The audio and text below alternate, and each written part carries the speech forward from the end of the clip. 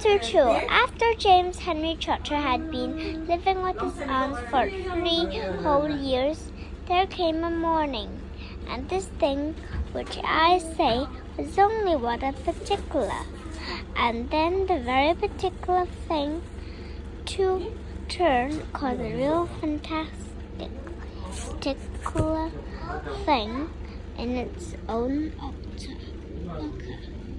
It all started in a blazing hot day in the middle of summer. Aunt Sponge, Aunt Spiker, and James were all out in the garden. James had been put to for the kitchen stove. Aunt Sponge and Aunt Spiker sipping tall glasses of fizzy lemonade and watching him to see that he didn't stop work for one moment. Aunt Sponge was enormously fat and very short. She had small piggy eyes and a sunken mouth and one of those white flabby faces that looked exactly as soggy overboiled cabbage. Aunt Spiker, on the other hand, was lean, tall, and bony. She wore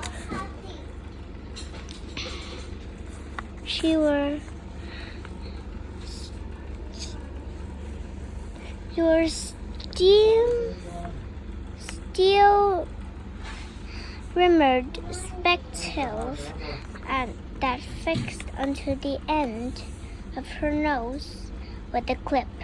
She had stretching voice and long wet, narrow lips, and wherever she got angry out of her mouth as she talked, as somebody said, faster and faster they also talked about themselves, each one saying how beautiful she thought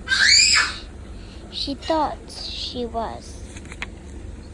Aunt Sponge had a long-handled mirror onto her lap.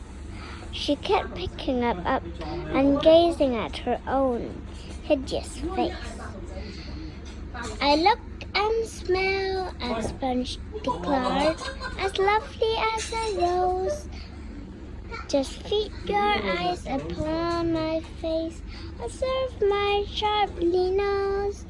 Behold my heavenly silky locks, and if I take off both of my socks, if you don't forget, Aunt Spiker cried, how much your tummy shows. Aunt Sponge went red.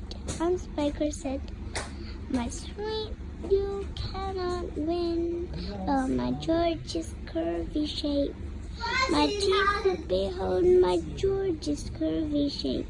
My teeth, my charming grin, my behaviorless me.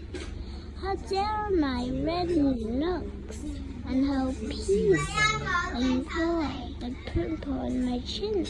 My dear trout, Aunt Sponge cried out, you're only bones and skin. Such lone, loveless, and poses, I can only truly shine. And Hollywood and Sponge declared, oh, I wouldn't.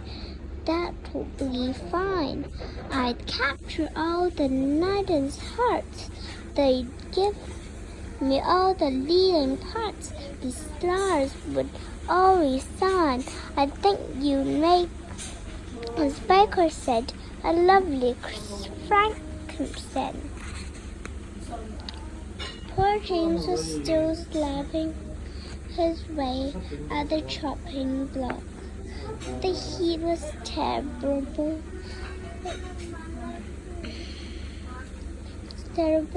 He was sweating all over. His arm was aching. The chopper was by a large, blunt thing, too heavy for a small boy to use. And as he worked, James began thinking about all the other children in the world what they might be doing in this moment. Some would be riding bicycles in their gardens. Some would be walking tricycles in their gardens. Bunches of wild flowers in cool woods picking bunches of wild flowers, and all the little friends whom he used to know would be down by the seaside playing in the wet sand and splashing around in the water out of James' eyes and rolling down his cheeks.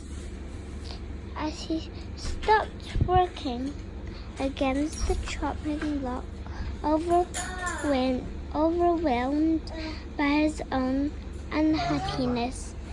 "What's the matter with you, Aunt Spiker?" Stretched, glaring at him over the top at her steel spectacles. James began to cry. "Stop that immediately and get on with your work." "Oh, Aunt Sponge," James cried out, and Aunt Spiker, couldn't we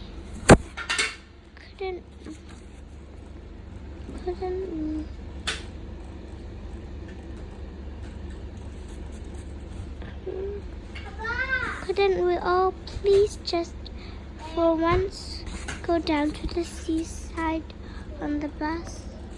Just for once, and go down to the seaside on the bus. It isn't very far. I feel so hot and awful and lonely. Why, you lazy, good-for-nothing brute!" Aunt Spiker shouted. "Beat him!" cried Aunt Sponge. "I really will!"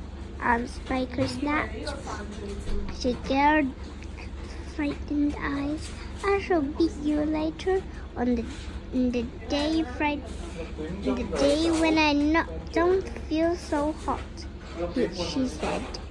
"And now I'll get you, and I'll get out of my sight, you disgusting little worm, and give me some peace." James turned and ran. He ran off as fast as he could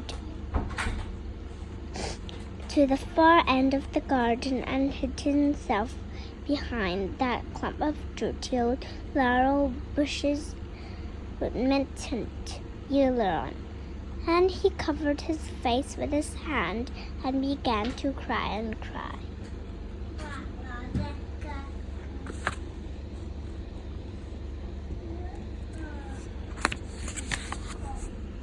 Chapter 3. It was a particular thing that led so many other much